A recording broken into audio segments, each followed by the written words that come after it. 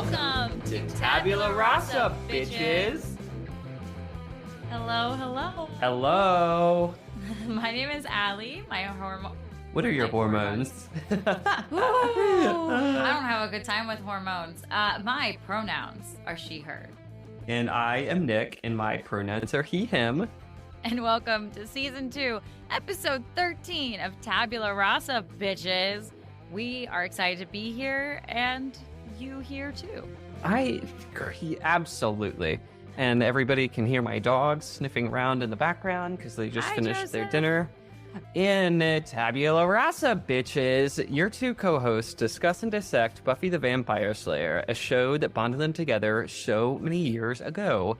And in this episode, we are going to be discussing Season 2, Episode 13, Surprise! So excited. As usual, do our best to avoid spoilers beyond this episode, but today we'll discuss this episode, spoilers and all. This episode starts with Buffy having a horrible nightmare where an empowered Drusilla, and still alive Drusilla, stakes Angel before wishing Buffy a happy birthday. Buffy and Angel have a preschool makeout the next day where Angel comforts and reassures Buffy, and they share with each other that their feelings are intensifying.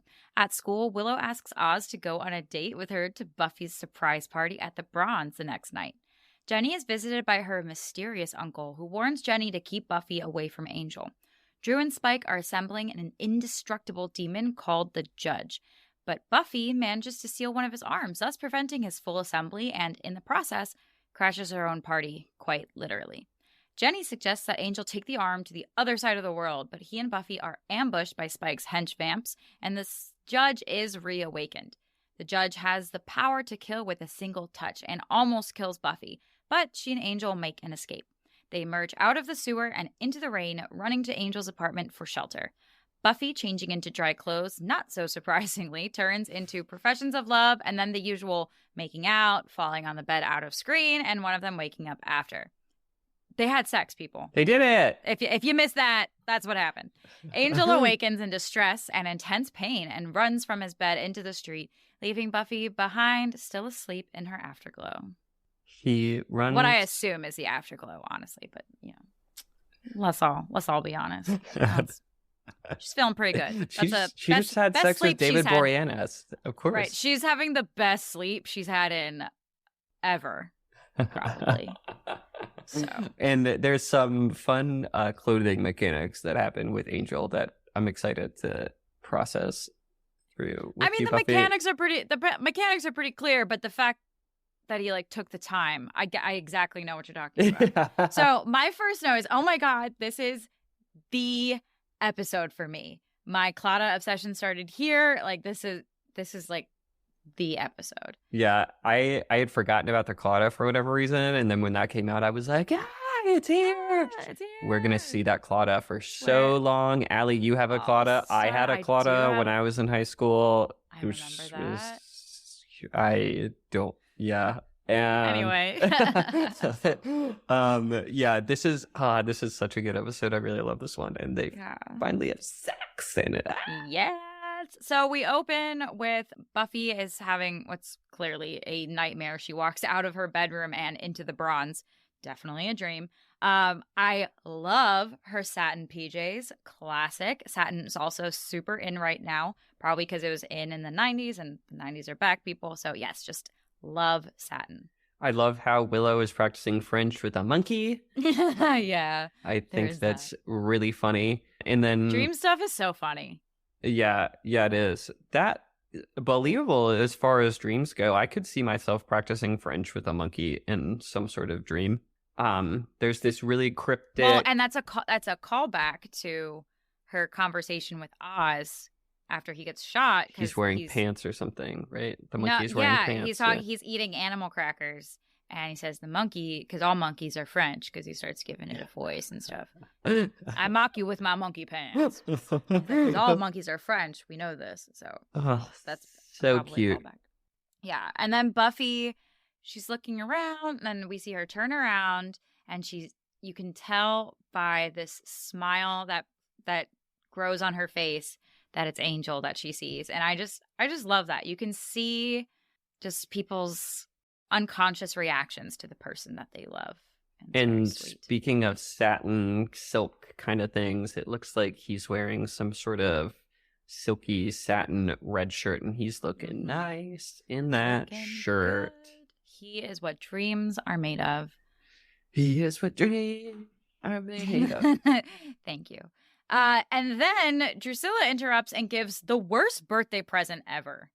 Yeah, horrible. And it's right as they're going to touch too. And yeah, she stakes him and she's all vamped out and she says, "Happy birthday, Buffy." Yeah. You're like, rude as hell. Oh, what a horrible worst nightmare. birthday present since Maleficent cursed Aurora. Yeah. To prick her finger. Well, Aurora deserved that present. I'm not. What? Yeah, I think. She was a baby. No, they were mean to her. They were mean to Maleficent. No, she was a baby. No, listen. Well, I wasn't gonna go. You think the kid should be punished for the sins of their parents? I am just in favor of kids getting punished in general. I don't like kids. Just kidding. I like kids. No, I feel like that first reaction was the honest one. I have ruined multiple parties with my hot take that of the Disney villains, Maleficent and Ursula. Ursula is my other soapbox. They didn't do anything wrong. I am on their side, honestly. Yeah, you've started me on this, Allie. Okay? That's fine. This is very interesting to me. Maleficent showed up at a party. She just wanted to be part of the party. Nobody likes being excluded. And then when she showed up, they made a scene in front of everybody and told her that she wasn't invited. I would have cursed the kid too. I would have cursed all of them. Yeah, but if someone shows up when they specifically weren't invited, that makes them the asshole. I don't care what your reasons were for not inviting them. Like, you weren't invited, therefore you showing up makes you the asshole. Nope. Justice for Maleficent. We're gonna be polite if somebody should. Do you want to know how many times somebody showed up at a party that I didn't want there? I'm not gonna make a scene in front of it and make sure I they would know. if they were a powerful fairy. They're all powerful. There are other powerful fairies at that party too, and they're included, but it's just because Maleficent Not nearly as has powerful. evil colors or something. That's why they decide. No, Maleficent didn't do anything wrong. So I'm not movable here. Are you counting the Maleficent movies as canon? I haven't seen the Maleficent movies. I don't need to know that she's innocent. I mean, she is a badass bitch and she is my favorite of the villains. I just don't think you could call her innocent. Well, I can, and I do. She turns into a fucking dragon. The other fairies can barely make a cake. Yeah, when her land is invaded by like fucking mediocre ass, what's his name? God, Prince Philip, is that Prince his name? Philip, who's my favorite prince because he sings. Which is a stupid name too. Philip? That's a callback to our favorite dear guest. I was about to say, I was like, don't you have a very close friend named I'm waiting Philip? for Philip to text me out. Philip is gonna be on my side about Maleficent not doing anything wrong. Well, I'm sure, because I feel like she's become an icon, and you're all just like, slay queen. Why do I feel like Maleficent is queer? She probably is. I hope so. I don't know. Look at those cheekbones. Bisexual queen. Yeah, true. She's not. You don't think she's watching some drag queens tutorials on YouTube to get those cut cheekbones? Yeah. I don't think those aren't natural. And she comes in and makes a dramatic scene, makes her problem everybody else's problems. What are you saying about me, Allie? I am saying that drama queens act a certain way.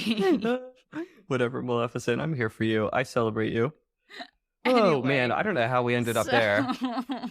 Oh yikes. So Buffy is scared. She's had prophetic dreams before. She's scared this is real, so she rushes over before school, which is like, wow, I had enough trouble waking up in time to get to school. Making it to my boyfriend's apartment all before school, fuck, couldn't have done it. And she has a full face of makeup outfit on. Yeah, she looks real good too. So I mean, maybe she's just like 16 and doesn't have bad skin, because there are people like that and we hate them, and they should absolutely breed so that they can pass on their good genes. But anyway, either way, she looks good. She's probably showered and brushed her teeth and stuff. And Angel answers the door like almost immediately, shirtless. I have a note about this. Who are you answering the door for this early in the morning and shirtless? So I am not mad at all about him answering the door shirtless. No. But he's just like so cool to. He's just like ready to answer the door. Doesn't know who it is. Yep. Doesn't. Yeah. Yeah, I have never answered the door shirtless before, and I doubt that I ever would. I just rarely answer the door. Yeah. Do you have food or a package for me? That is the only reason I'm opening a door. Yeah. And most of the time, I expect you to be back in your car by the time I open the door. Right. Yeah, I watch on the Nest camera for them to leave. Right. I just have the window, but like, yeah. So Buffy is wigged out because the dream felt real, and she's had these types of dreams before. And we've talked about this before, but if Buffy has a hunch, I'm just going to go with the hunch all the time. Stop not believing Buffy. Although he does, again, in his angel way, which, again, I love, in very gentle, not accusatory, not talking her, not like talking down to her, but he's like, well, what else happened in that dream? And she's like, well, I can't remember what she said happened, but like I opened an office supply store in Las Vegas with Giles. Yeah. So I agree. So that is a way to like, she's clearly stressed out and freaking out. So he is like bringing her down, and then he does, and she's like, but what if Drusilla is alive? And he's like, hey, if she is, who cares? We'll get her. And yeah. he's like, yeah. In previous episodes, she's been straight up gaslit, but this is just logical, and I noted. Point for Angel. It was very like us against the world, and I loved it. And then while she's freaking out, he just stops her with a kiss. And normally I'm against interrupting women, but angel kisses are the exception. I don't feel qualified to comment one way or another, but it is a hot makeout session they have, and very much so. Do you remember that early time when you're dating, when it's just like saying goodbye? It just feels like an impossible feat. I feel like this isn't answering the question. I feel like any time where I've been dating somebody and they try to do this thing, they try and like make me be quiet it does not go well for them. Like if I'm worried about something and so I was more talking about the like she does the okay, I have to get to school. And they end up kissing again. Oh yeah. And yeah, he that's does cute. Like, no, you should leave. You should leave. And yeah. I think I wrote down that I think they've done a really good job of building their relationship it's really gotten more serious over like the last few episodes. But it like the pacing of it comes across so natural to the viewers. I feel like that they're like kind of naturally heading towards this. And something's got to happen, right? And something does happen, but it's getting to that point. No, I totally agree because I've been, again, I mean, some of it is knowing where it goes, but you definitely do see like the makeout in the graveyard when she's supposed to be patrolling and stuff. Like they can't keep their hands off each other, and you know what couples do when they can't keep their hands off each other. But then also we've been seeing examples of their relationship deepening, like emotionally as well as physically. So it's really lovely. So girl talk the next day, and I hate to say anything against Willow. Her hat here is awful. Oh, it's so cute. I think it's horrible. I think it's cute in the way that like overalls are cute. Like I'm not gonna tell you that that's how to like sex up for the club or anything, but like she's adorable. And somehow it is very iconic Willow. Oh, for sure. And like it's very Willow. So it's like if you love Willow, you'll still like obviously Oz is just like so into like all of it. Package deal. He is like here for it. But yeah, that hat is still better than a bucket hat. Oh yeah, that's true. Yeah, why are bucket hats coming? People like bucket hats now. I hate them. I think they look. I don't think there's. Hey, listeners, prove me wrong. Send me a picture of a hot man in a bucket hat where the bucket hat is making him look hotter.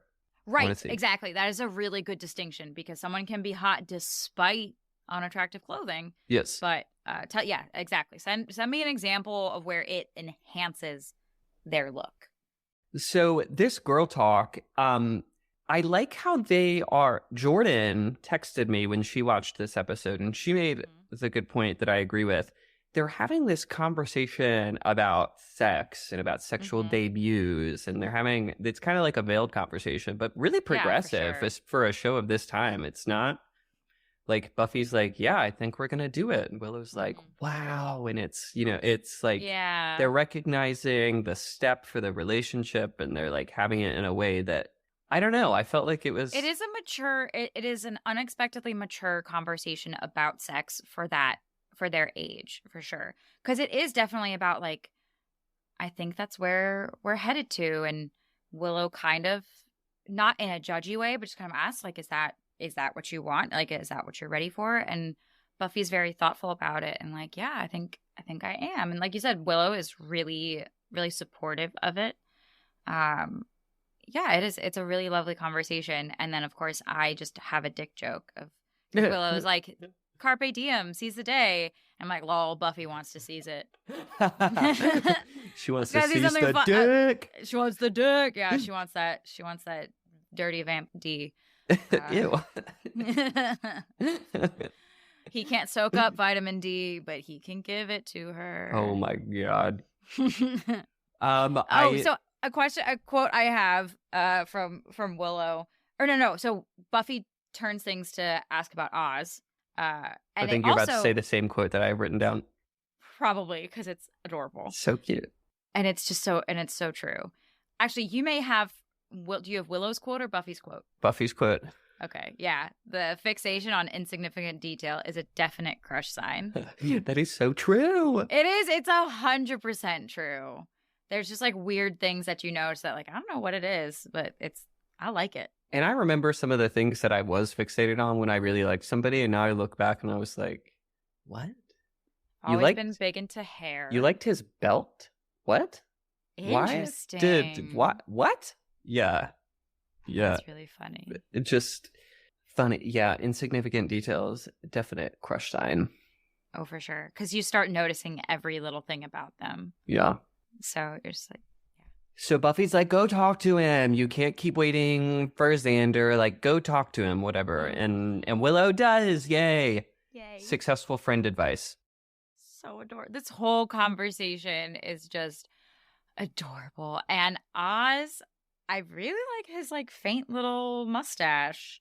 Normally it's like you can't grow a stronger one and they look like creepy, but like for him it's really work. I mean I love like everything he's got going on, but I especially was really digging the mustache. He's just so cool and confident and chill. He is. Oh my gosh. And him, speaking of like insignificant details and like signs and things like that, him saying that he is living groupie free is a total, hey, I'm not looking at anybody. Like, I'm not dating. Like, yeah, there's this, it is small, but Willow is relieved to hear that. And he says, this whole exchange is really cute, but I wrote down this exchange. I'm going to ask you to go out with me tomorrow night, and I'm kind of nervous about it. And Willow goes, oh, well, if it helps at all, I'm going to say yes. And then Oz does ask her, and she's like, oh, I can't. Look, well, you're unpredictable. Yeah, it's so charming and so cute. And they, she's like, oh, but why don't you come with me? And it's her little smile. She's like, because you could be like my date. And he's like, okay. And then this, again, adorable, like him just loving every adorable part of her, because she's just kind of got the like, okay, I guess I'll leave now. But she doesn't say it. She just kind of like, and he like very graciously like nods like, yeah, you can go do your thing. And just his face, the way he watches her leave is just and she gets a dorky little grin too. She's like, yes, I said date. Like, I said date. Yeah, you did. Well, and that just like self-empowerment when you ask somebody out is just like, yes, I can do anything. I did it and you said yes. This is ideal. It's the biggest thing. Yeah, I don't remember if you were at rehearsal the day, what we called play practice in middle school, the day that I asked Nick out. And I came back and I was just like, I think I literally skipped into the cafeteria. That's so funny. Yeah, I was like, I did it. Of course, then like the reality swept over me the next day when I had to like actually call him and talk to him, and that was weird. And the date never ended up happening. But when I asked him out, I was on top of the world. But you skipped into play practice. Sure did. So Xander has kind of a contentious talk with Cordelia. He's like, hey, clearly we're not stopping this thing that we're doing, so why don't we just like say fuck it and go to Buffy's party together? And Cordelia's like, why would I do that? Why? Like, yeah. And he's like, yep, yeah, that was my bad for how dare I fuck me. And everybody's bidding up on Xander this morning. Yeah, as a proponent of Xander slander, I felt bad for him here. Cordelia was not super kind. Usually she's surprised us with her intelligence, emotional and otherwise. It's not here today. She says, you have nothing to be ashamed of. I, on the other hand, have everything to be ashamed of. Oh! Well, I think it is her being intelligent in a very self-serving way, because she is smart enough to be very aware of her social standing and what will affect that social standing, and time will prove her right. But she is choosing her priorities. They are not the most humane or generous or compassionate priorities, but she is thinking big picture. Her social standing, her quality of life, and that goes down the drain if she openly dates Xander Harris. I just pulled up the episode listing for season 2. There's an epic moment where Cordelia stands up for Xander in a really beautiful way, and I forget. I know when it is. I know when it is. It's Bewitched, Bothered, and Bewildered. Yeah, good one. I think it is. No, that sounds right. That makes sense. That tracks. So Xander walks away. He runs into Giles, and Buffy joins Giles and Xander, and Cordelia, or Miss Calendar is there too. Here's where the Xander slander will start. Xander says, Buffy, I feel a pre-birthday spanking coming on. Gross. A joke. It's a joke. Not when he wants to actually spank her. No, then you've made it weird. No, he's I don't know. I think that is well within the purview of friendly joking. And he says it with a joking air. We know that Xander says shit like that. And then Jenny just immediately goes, like shuts him down. And he's like, okay, all right. Heard. Yeah, because it was a gross joke. Harsh. You're harsh. You're so harsh. He does make a good point about during this dialogue where the others are so wordy. And at one point he walks away. He's like, I'm out. Or what does he say? He's like, gone. Like he says something. And he's like, notice how concise I was there. It's true. So Buffy shares about the dream.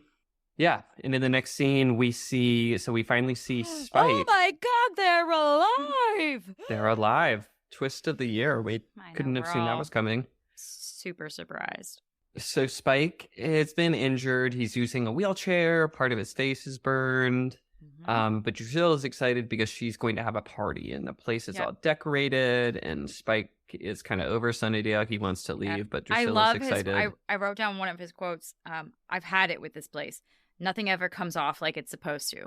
No shit, dude. Yeah, it hasn't. Yeah. You're not wrong. Your parties get crashed every single time. Yeah, I would want to peace out too, but it's a good thing he listens to Drusilla here.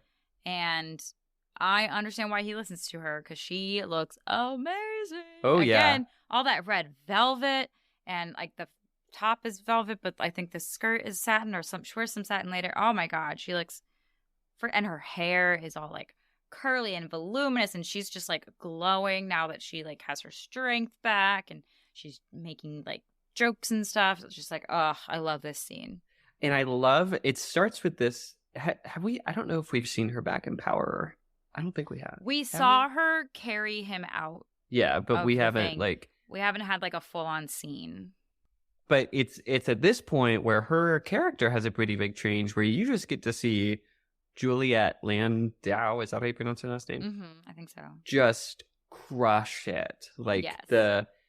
we knew that she was crazy before, but now the character, now that she has the moment where she goes, these flowers are all wrong. I can't abide. And you just see this new like energy behind her that's so satisfying.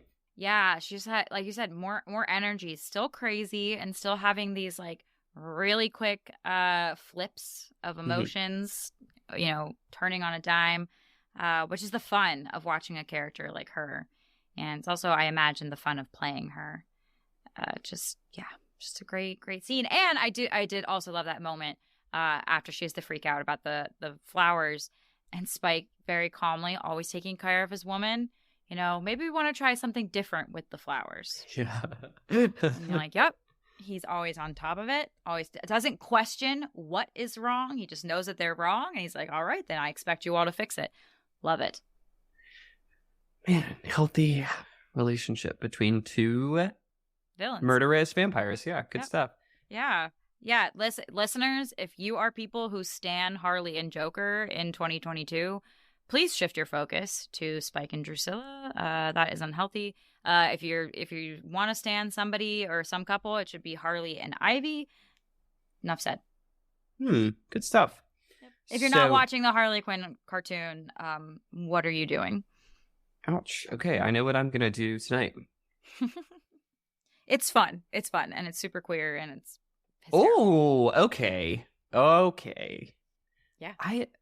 I said Harley and Ivy, two women. Yeah, I didn't know if it was like all. Okay, cool. Yeah, cool. It's fun, and there's like lots of cussing and stuff. It's great. I like it. So we have Buffy the next morning, with Mom, and she's asking, "Hey, you're gonna remember birthday shopping trip to the mall?" And Buffy says, "Space on a mom-sponsored shopping opportunity? Not likely." I feel that. Julie would take me for back-to-school shopping at Target, and it was the best. Sometimes. My parents never took me back to school shopping. You don't like shopping? I really have to think about this. What, that you don't like shopping? Sometimes I really like shopping. We were just talking about how we both do not make enough money for people who like to buy things as much as we do. Sometimes I do really like shopping, but sometimes I hate shopping. Do you like clothes shopping? Not my Is it favorite. that you enjoy shopping for other things? Like my mom took me back to school clothes shopping. Yeah. Well, I also liked shopping for new school supplies. Oh, I liked school supply shopping too. Well, okay, that's true because I do sometimes I will walk into Target not knowing what I want or what I need. Well, I know I don't need anything, but I just want to spend money and buy things. And I guess that's just the adrenaline rush I'm looking for. But yeah, not really clothes. You're right. Right. Yeah. I like shopping for sweaters. Yeah. Given Ken and Susie the benefit of the doubt there, that they were just like, well, you won't like it anyway. Yeah, I'm not putting up why with would we take you? Your attitude to go shop. Yeah, fair enough. I always had clothes too, okay. So now, Buffy is freaked because a moment from her dream came true with her mom dropping the plate. And then we're at school the next day. Oh, I have a question for you before we move on. Yeah. So the reason, right before she drops the plate, Buffy is asked if she can drive, and Joyce says, "Do you really think you're ready?" And then she drops the plate, and it's exactly in the dream. This was a note from my experience growing up. My parents wanted me driving the day I had the chance to. 100%.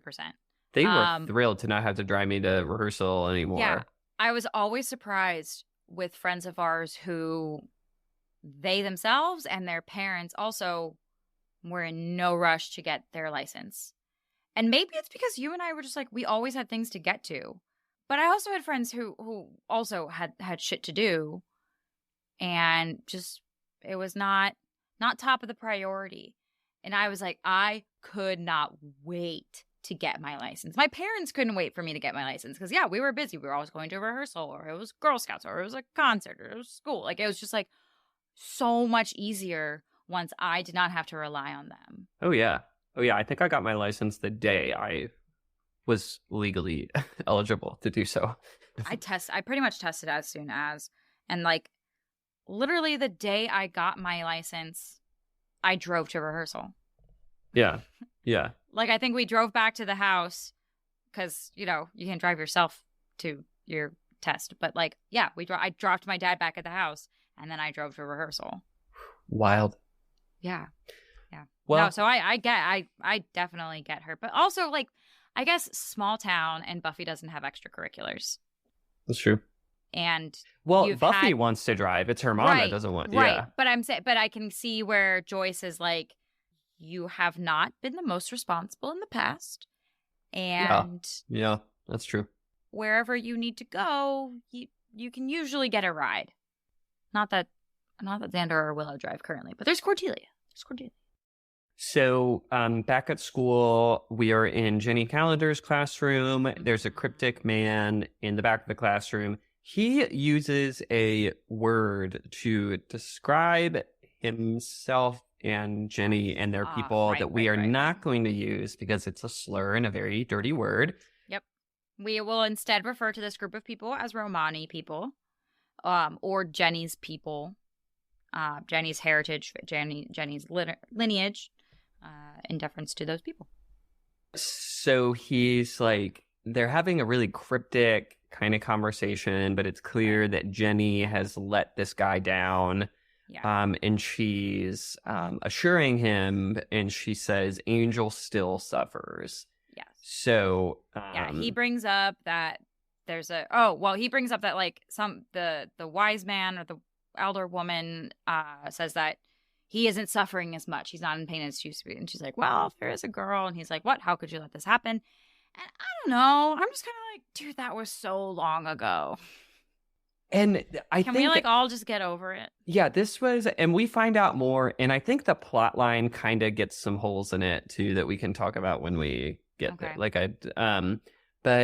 but yeah, I mean because we do already. If for those who have good memories, we do know why he was cursed. We do know why. I mean, we already know before this episode that he killed the favorite daughter.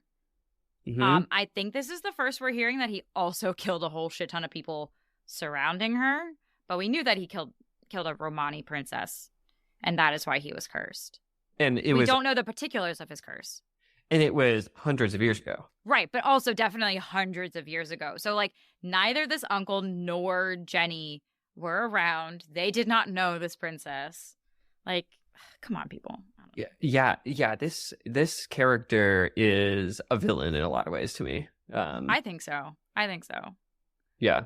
And Jenny's low-key been a mole this entire time, so that kind of sucks. Yeah, that's news for sure. Now we know why she came to Sunnydale. But she does try to advocate for him. She's like, he's saved my life, and he's trying to atone, and he still feels bad. And the guy makes clear that Jenny needs to keep Angel and Buffy separated, and she does follow through on that, which I don't love. But the way that she does it, like, it's justified. Like, she's not wrong with what she suggests. And like what the guy is saying, I picked up from what the guy was saying, like, kill Buffy if you have to. You keep them separate. You do whatever. You keep them. That was very clear to me that he was stressing they must not be together at all. And I did not quite get that. Jenny carries it out in a way that's just like, yeah, actually, it makes sense to have him take the arm far away. I don't know if he needs to go on boats and shit, but he it does. I don't know. I think Jenny carried out her mission. Angel gives us a reason for the boats over like an airplane. I have questions about it, but yes, he does. Yeah. So we're back in the library, and Buffy is still.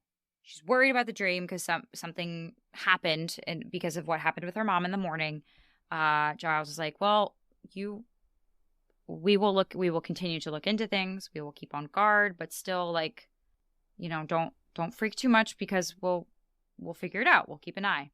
And Xander and Willow bound in and like, "Yay, Buffy, happy birthday!" And she's like sad, and they're like, "Oh, okay." And so she leaves. And I love that Giles is still supporting the party. Oh, yeah. Because Willow and Xander are like, "Well, I guess we should call off the party if she's like upset and all this stuff." And he's like, "No, no, no." She's like, "Fuck no, we're having that party." She needs this party. She only turned 17 once.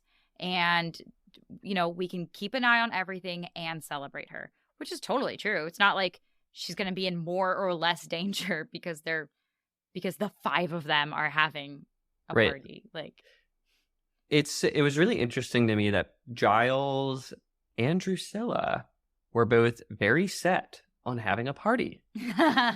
2 very different kinds of parties, but different kinds of parties. I mean, music, decorations, celebrating a birth of sorts. Celebration. I mean, there's some similarities. I thought this moment was kind of sad where Giles is saying, they're going to go do research, and Buffy's like, "Well, what do I do?" And Giles is like, "Oh, go to class, have supper, whatever." And Buffy says, "Oh, right, be that Buffy." It's just a realization for me that she is handling a lot. Or just a reminder that she's handling a lot here, man. And now, she's just going to go to class. And, poor sweet 17-year-old girl. Yeah, and that must be such a wild dichotomy to hold within yourself. That, like, the fact that she even shows up to school every day is kind of mind-blowing. I mean, as we saw a different perspective from Kendra, she was like, "You're still doing all of this?" Mm-hmm. Mm-hmm. Like, which is also raised so many questions. And maybe I like to tell myself it's answered somewhere in the comic books, but just the, like, how did she know to be training for so long? And Buffy didn't. But anyway. So Buffy. So Buffy's told to come to meet up with Giles later that night. But when she arrives, she runs into Jenny, and because of the former scene, we're like, do we trust Jenny right now? She says that, like, Giles needs to go get a book. I'll drive you. So they arrive at the Bronze, and they see someone stealing something. They think it's, obviously it's some kind of goons. And she's like, "Oh, don't get out, don't go." And Buffy says, "Sorry, sacred duty, yada, yada, yada." Yeah. I enjoyed that. And I like that so as the viewers watching this, we are wondering, like, Jenny really doesn't want her to get out, and she seems kind of annoyed. And us, the viewers, are like, is there something sketchy happening here? Or is this... We find out it's just because Jenny is being a good friend and wants to get Buffy to the surprise party. But it is neat how they kept us wondering, like, having this question. Some good writing, for sure.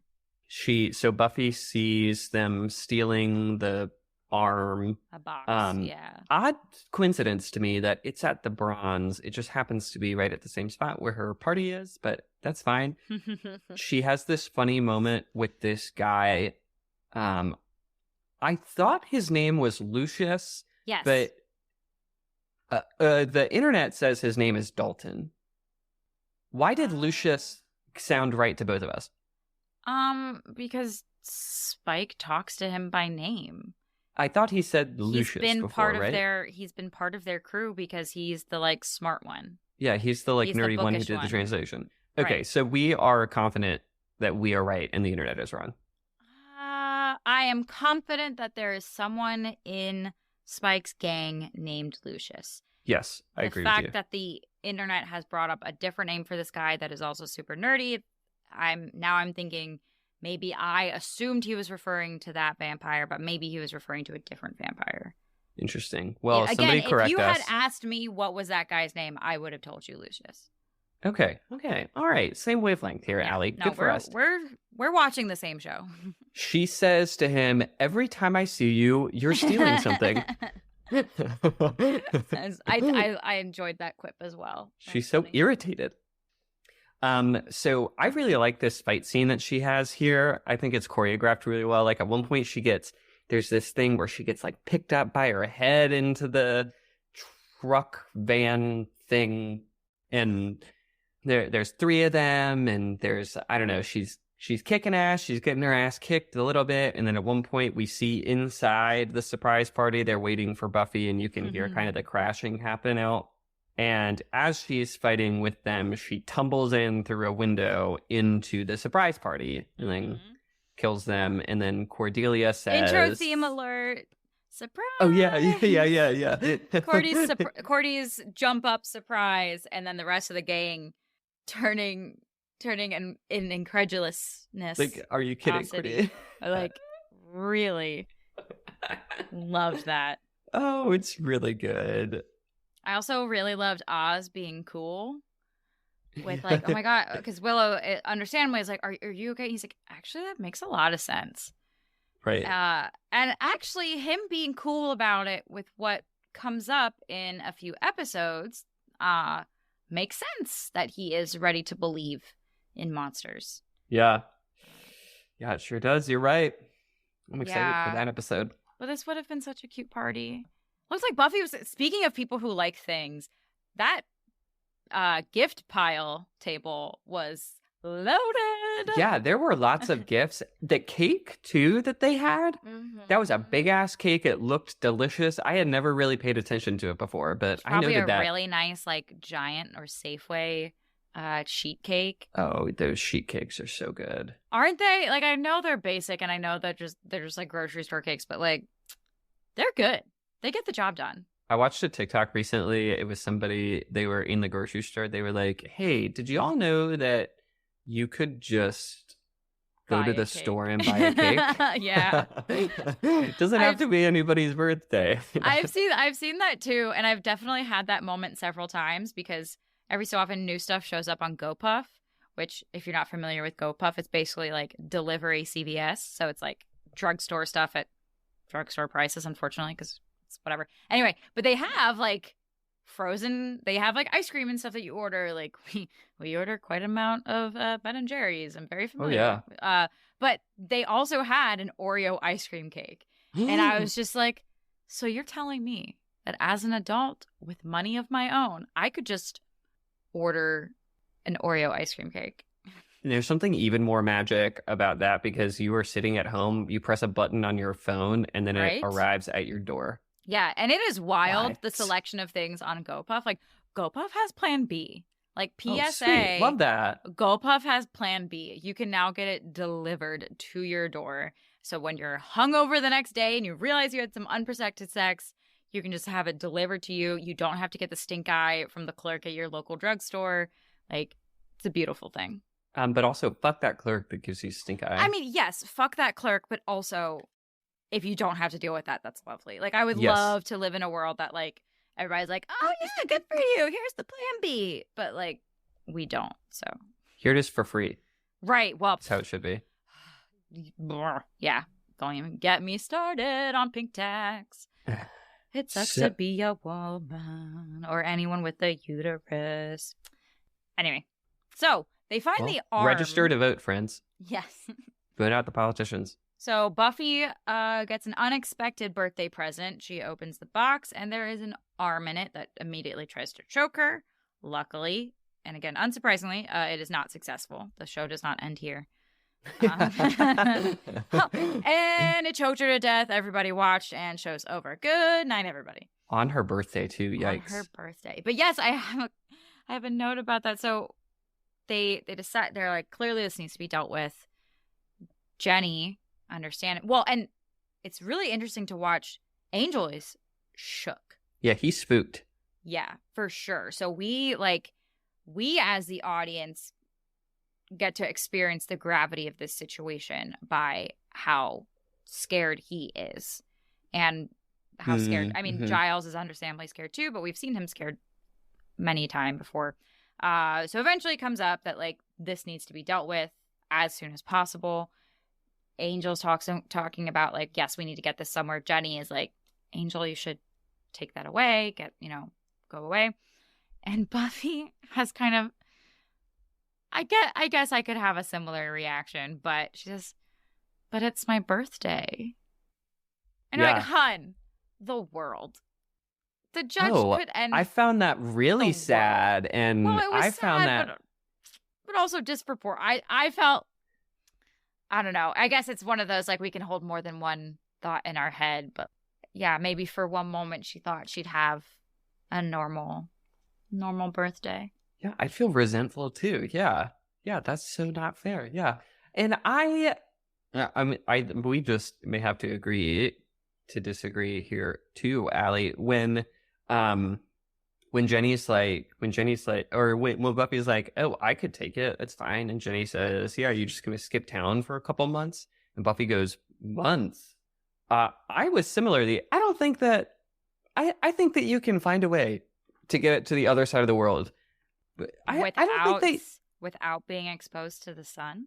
Yeah, I think it'll be fine. I've taken red-eye flights before. I've never seen the sun. Yeah, but usually red eyes take off in the middle of the night, but they arrive after sunup or you're getting to. And if he's talking about he needs to get it to the other side of the world, then we're talking. We're talking. Yeah, depending on how you fly, you're flying like back. Like you fly at like 9 o'clock and then you arrive at like 2 a.m., even though you've been in the air forever. But yeah, but you're still talking like a 10-hour flight. Yeah, where you never see the sun. Maybe. Hard. Well, and also then he would have to like check the box, so he wouldn't be able to like have it with him the whole time. Kendra stood in the cargo hold just fine. I guess that's true. We're talking about stowing away on a boat or stowing away on a plane. I don't know. Boats are bigger than planes. Most of them. Some of them. Yeah. I don't know. I think you're right. I think you're right. Yeah. I mean, you're right that they're bigger than planes, but I'm right that this is foolish. I don't know. I don't know. I don't know very well where he was planning on getting things. It sounded like he was trying to get to Nepal, trying to get somewhere remote. But yeah, maybe this is my angel bias. But well, I would think your angel bias. If he says the best way to get there is stowing away on a cargo ship, then I believe him. Well, justice for Buffy here. Well, it kind of doesn't matter though because he doesn't get to go to Nepal. Yeah. So before they're about to get on the ship, they have this very, very tender moment. They're both really upset. She's starting to doubt their relationship. If will he make it back? Will they make it as a couple? And that's when he gives her the clada, which is just like very sweet. Yeah. And even this moment, he doesn't say love. He's about to. He's about to when they get interrupted. But before they get to that, she does this because he's telling her about the ring. You wear it like this, and he shows her his ring, and she does this ring kiss that I really want to see as sweet and romantic, but it's just a little awkward. Yeah. I want to like it, but I'm just like, it's just put on your ring, and you two should kiss. I don't know. Yeah, I can't. I can buy into the cheese so far. And we have crossed that line. A little bit. But yeah, that whole If you think about rings might be kind of gross. I don't know. Especially, I don't know, they're fighting all the time, and I don't know. Yeah. I know you can wash your hands and stuff, but he's not washing his hands in between each thing. You know he isn't. Yeah, but he probably, I don't know, because I don't know how often a vampire washes their hands, because I don't know if they have to go to the bathroom, because they don't really eat. We are going to go down into such a rabbit hole very quickly. Nope. But yes, yay, clada. I'm obsessed with them. I wear mine every single day. Do you still have yours right now? Do you have it on right now? Yeah, you sure do. Look at that. Sure do. When did you get your clada? Well, the first one I got summer after 5th grade. I had that one for about a year and a half, 2 years, and I lost it. Oh, no. So I went back to the same shop that I got it at, which was an Irish import store in Connecticut, and I got a new one. Lovely. And so this one I have had since at least 2007. Wow. Been part of it. Dedicated. Been part of your life for a long time. Quite some time, yeah. So, okay, so they get interrupted by vampires. Which is really bad timing for the vamps because Buffy is pissed. I don't know if you noticed the force she's putting into like those kicks and punches after they're interrupted, but she is just not having it. So she wails on these vamps. It's awesome. Eventually she gets thrown off the dock. Yeah. And Angel feels the need to dive in after her. Letting the arm go in the process, which he was ready to go. She can swim. I think that she's gonna be fine. Yeah, I think she's gonna be fine. And we just made a whole big deal about getting this arm to the other side of the world. Right. And you dive in after her. I just thought there was no conceivable, like, even if the water is unseasonably cold and she might, like, I don't know, have hypothermia or something like that, like, I still trust her to at least be able to get out of the water. Then you can deal with warming her up, hot shower, blankets, whatever. But, like, it's not like she's in something heavy that's going to pull her down and she won't be able to come back to the surface. Like, no, she's in her thin little outfit. She's fine. I guarantee Buffy can swim. Yeah, it makes no sense to me None. At all. Yeah. This is a move by Angel that I thought that I was going to have to make the case to you about why this was ridiculous. Okay. Well, my pick is more about the writing of, like, that was a dumb writing choice. Yeah. Angel's still infallible, but, like, writers are not. Writers, why did you make Angel do that? Why did you have him do that? Or, like, director, why did you do that? Yeah. That was a silly choice. Okay, fair enough. Okay, all right. So maybe I frame things to you as a stupid writing move rather than a stupid thing for Angel to do. That's at least how I'm going to frame it to myself. Noted. Yeah, that sounds good. So they're back in the library. Giraffe pants. Oh yeah, Buffy's wearing. These are the giraffe pants. She wore them like once before, and if you really look closely, they're not like quite giraffe print, but they always come off as giraffe print to me. Xander's making a very strange and weird fantasy for why it would never work out between them. Anyways, this plan includes her crying at some point, which is also strange to me.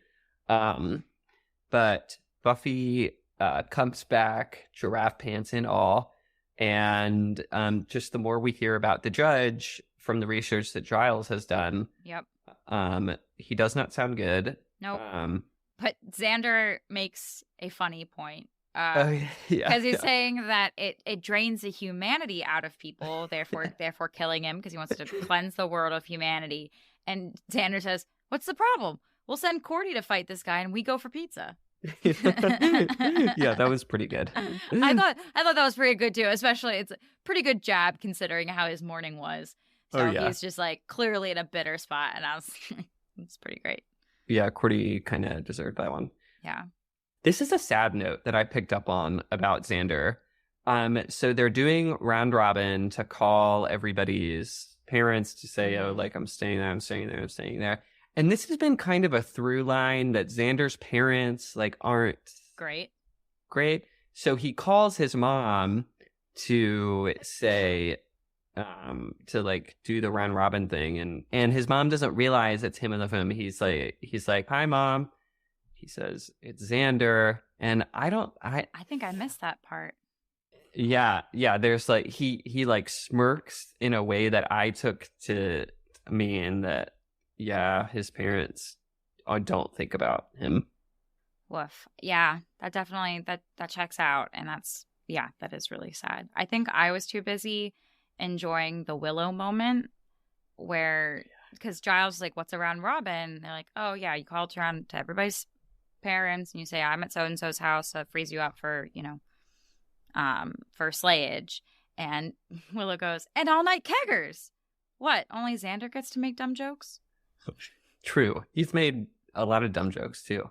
Of course. Sorry, you get to make dumb jokes too, Willow. But it's especially adorable coming from her because, like, really, Willow, you've had to free yourself up for all night keggers. Little Miss Innocent here. Mm-hmm. I do have a little trouble believing that. So, they have commenced research.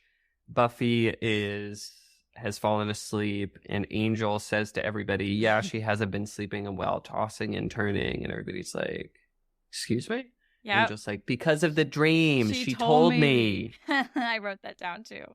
I thought that was so funny. Laying the groundwork for sexy time later on. Like no one's surprised. And I mean, he regularly sneaks into. So if I were Buffy, I would have been having sleepovers already. I don't know if we would have been doing stuff, but like snuggle, we would have been. Snuggling. I love a cuddle. Yeah, I love a cuddle. Yeah, you can make out and cuddle, and then just do that, and that's great. We would all cuddle together. We wouldn't make out together. That's true. We would have cuddle parties all the time. They were nice. Yes, we are both very personal. Love a cuddle. We're very touchy people. I enjoy personal contact. So Buffy's having another prophetic dream. She's wearing a gorgeous nightgown here. And I wrote, see, what did I say about satin? Buffy's you were right. Gorgeous dress. And, okay, correct me if I'm crazy. I think Dru is wearing a matching dress. Ooh, is it matching? She is wearing a gorgeous satin dress too, and it's red, of course. Well, after, but in the dream, because she goes up behind Angel and kills him again. And I think they're both, because I think the idea is that because Buffy wakes up in their hideout lair, whatever. So I think the idea is no, this isn't your party. She's now at Dru's party, so she's wearing Dru's outfit. Allie, that was some good costume design. Yeah, that is some 301 level. I'm still at 102. Okay, I'm still at... Oh, come on, you're at least at 201. Give yourself a little bit of credit. Thanks. You're still not where I am, but you are. I'm not gonna fully disagree with you. Oh, that's good. I'm gonna have to. That'll be a social media post. We'll compare the two. Great. Yes. Yeah. Because you don't get a full body shot, but you can see on her shoulder that it's light blue satin. But then we come back to reality, and we do see Dru in a red satin dress, and she looks amazing. Yeah, it's stunning. And the song Transylvanian Concubine by Rasputina is playing. Excellent. There's another one. Thanks for helping me line up my tweets. I really appreciate it. Welcome. It is a great song. It was one of the ones featured on Buffy the album. So they put the judge back together, and he comes alive. The boxes that they so conveniently, specially crafted to all fit together. Why? Yeah, kind of an odd birthing sequence for him. It is also odd to me that they chose the same actor as Luke. It's not the same actor as Luke. Now no, it's not. I looked it up. 1000% it is. 1000%. Nuh-uh. Yes, Brian guarantee Thompson? you. I'm going to look it up here on air. Who played Luke in Buffy the Vampire Slayer? Shit. Damn it. Yeah. Just enough time later, because he also comes back for a third time. No, he doesn't. I know who you're thinking of, but okay, that is another double actor. That is another one thing. Who comes in twice. Yeah. Because he comes comes in that episode in the third season, and then he comes back in the sixth season. Yes, I think sixth. Because he comes. That is a reasonable amount of time to me. As the dealer, right? Yeah. Okay, that's what I thought. But that's 3 seasons later. That makes sense to me. Yeah. Okay, so I did notice that. Yeah. So that trivia, wild. That is so funny. I have caught every single time I rewatch, I make that same mix up. His voice is so recognizable. Brian Thompson's. So I had that thought too, and then I tried to look it up. Yeah. So thank you for correcting me. But I guess they figured they could get away with it because he's all blue and stuff. But just why did they really liked working with that guy? Yeah, no, they must have. I mean, Whedon is famous for being one of those creators who work with the same group of people. Even in smaller roles, you'll see other people from other shows pop up. Interesting. It's just a very recognizable bad guy. It is a central bad guy in these episodes. Oh, for sure.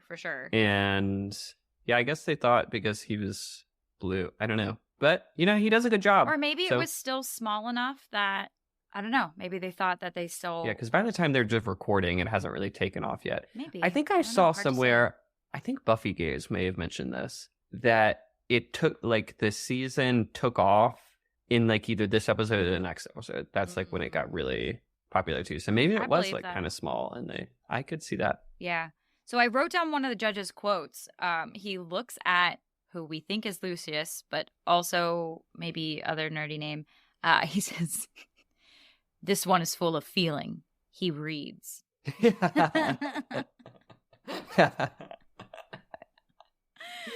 that's your criteria, huh? You're gonna kill a shit ton of people. I remember or maybe not. I don't know. People should read more. Yes, but more people can at least read and write than the last time the judge was walking around. Oh, very true. Oh, yeah. It was a minority You're gonna be horrified, of people before my dude. then. Yeah, he's just gonna kill everybody. Oh, that's funny. And he also kind of calls out Drusilla and Spike. He's like, "You share affection and jealousy." And Spike goes, "Yeah, what of it?" Yeah, yeah. Yeah, he's like, "Well, also you have us to thank for you being here, so maybe we get a pass." Right. Yeah, it's interesting that the judge isn't like, "Oh, thanks for doing this. You all are going to die too." Well, I mean, his whole thing is being a judge, being objective. He doesn't I feel like, well, clearly he gives them some deference because he sticks around with them and doesn't kill them. But yeah, it's interesting. Yeah. So Buffy is pretty sure that she knows where they are because of her dreams. So she and Angel are going to go there and do recon. They get there and they see the judge is awake and they're like, "Fuck, he's alive." Shit. And then there's that heart-sinking moment where the judge senses them. So he looks up at them and Angel's like, "We got to get out of here." They don't make it out. They get snatched by the goons.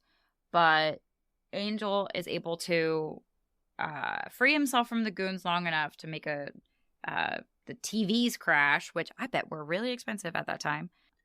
And this escape sequence is odd to me. Okay, so there's a TV. And apparently crashes strongly enough that some of the floor breaks open and they're able to escape. It gets through concrete. Yeah, maybe there was already a grate in the floor. So just like smash the grate. Maybe. Okay. Okay. Because we do know there's this extensive. This is helping me. We know that there's this extensive tunnel network under Sunnydale. So they escape down and they do a very smart thing. They quickly duck into a room so that everybody passes right by them. They get back up and then they are caught in the rain in the middle of a cemetery. This caught in the rain situation has factored heavily in many of my daydreams, and now I know where it comes from. Oh, that's so funny. The caught in the rain, sexy. Oh no, here, trope. come back to my place so you can get into something dry. And yeah. Didn't they do that in that other movie too? Shit, part of it was filmed in Charleston. It has Ryan Gosling. It has happened in lots. Oh, there's a huge rain scene in The Notebook. Yeah, The Notebook. Yeah, that one. Yeah. You wrote me? Yes. I wrote you every day for 365 days. I wrote you every day for a year, whatever he says. You wrote me? Great movie, but also fun to make fun of. Yeah.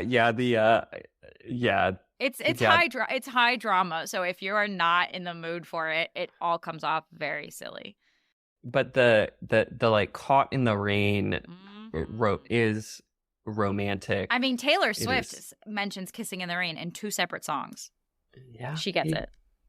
I think it sounds better to me in theory than it probably is in practice, but that's how fantasies can work. Yeah. Well, also it depends on time of year. Like a summer rain. Oh, true. Those are refreshing. Right? Sometimes it's fun sometimes it's nice to get caught in the rain.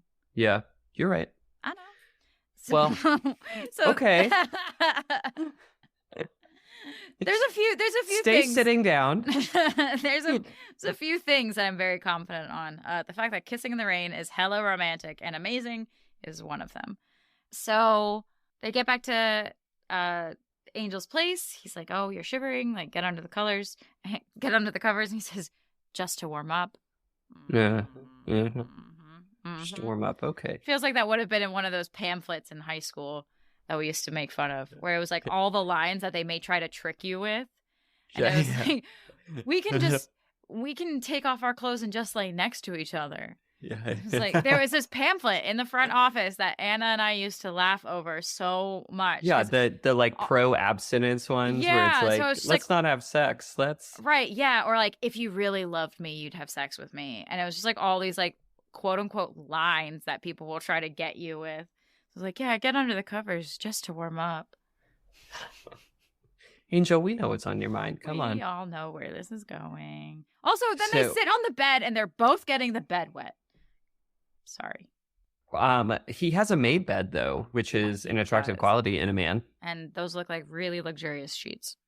So Buffy goes to change into the clothes that Angel has given her. She has a cut on her, and he says, "Let me just look at it." Mm-hmm. And he's got to slide down her little spaghetti strap to look. You're like, okay. Once I'm there, it's hard not to.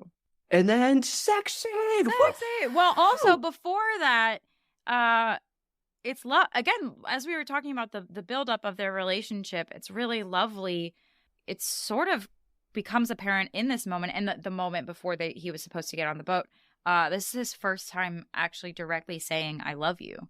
They'd both said it indirectly or to other people. There's that scene in Buffy's dining room where he's like, "Do you love me?" And after he tells her like all the awful things he did and stuff like that, and she's like, "I do, but I don't know if I trust you."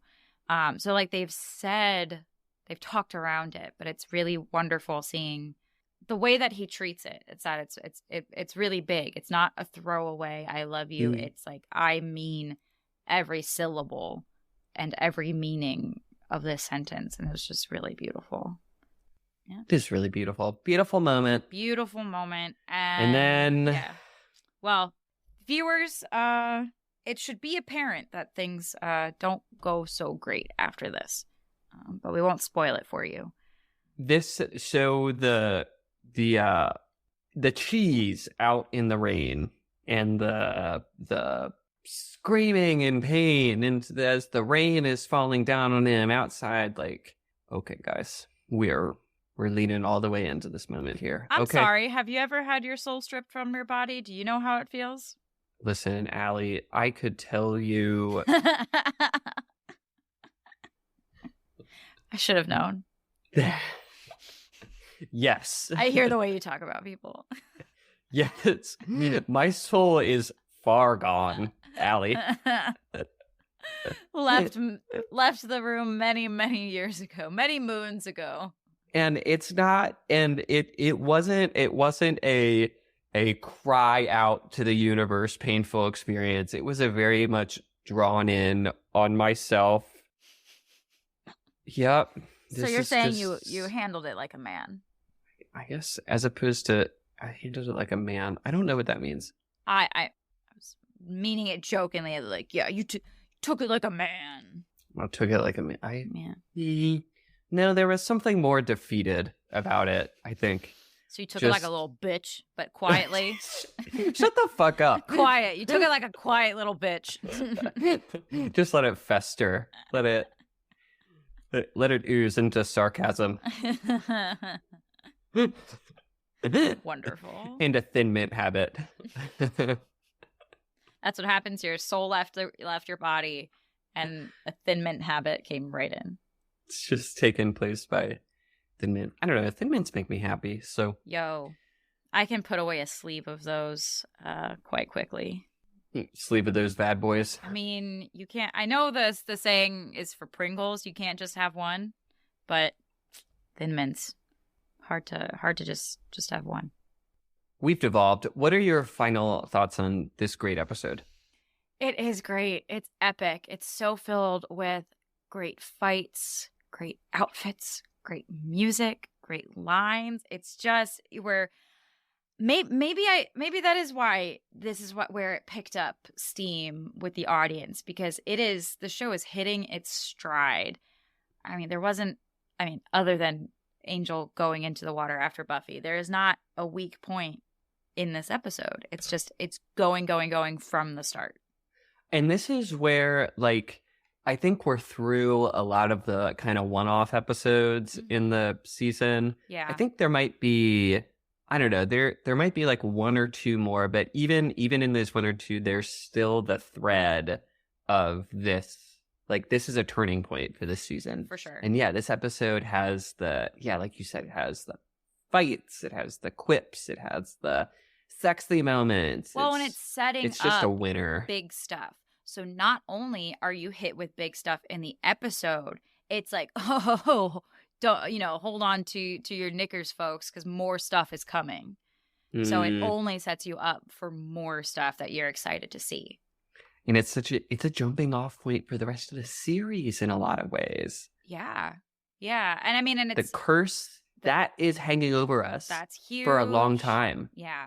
Yep. And I mean, and relationships that we're seeing, continuing to see more of what's going on with Willow and Oz, seeing Cordelia and Xander, and just like everyone deepening. And like, I mean, even Giles being the father figure, like making sure that Buffy doesn't miss out on celebrating her 17th birthday. Like, that's a very parental thing. So there's a lot packed into this episode.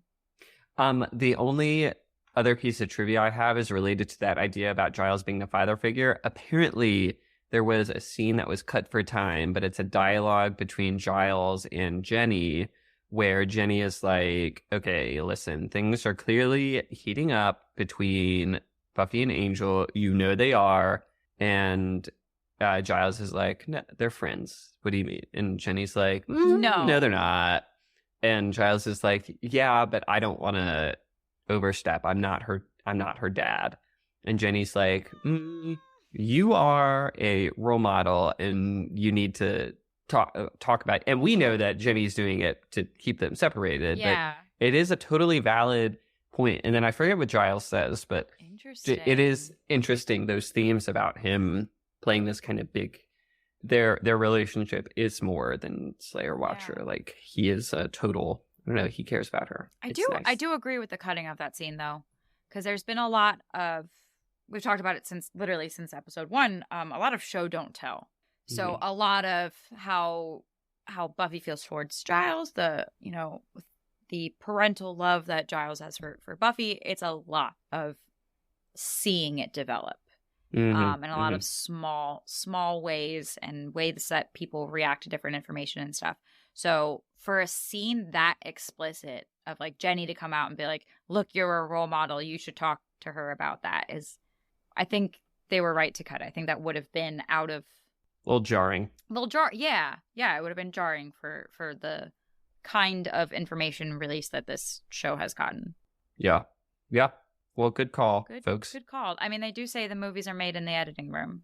So, yeah. So next time you're pissed about the flow of a movie, don't blame the actors and maybe don't even blame the director.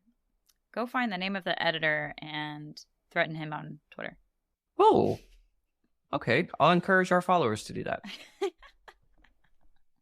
Hey, you're usually sending you should threaten them. Yeah, I mean, they're usually saying that mean shit to the director and the actors, and it's like, well, at least if you're gonna be mean to somebody, be mean to someone who maybe deserves it. Be mean to the right person. Yeah.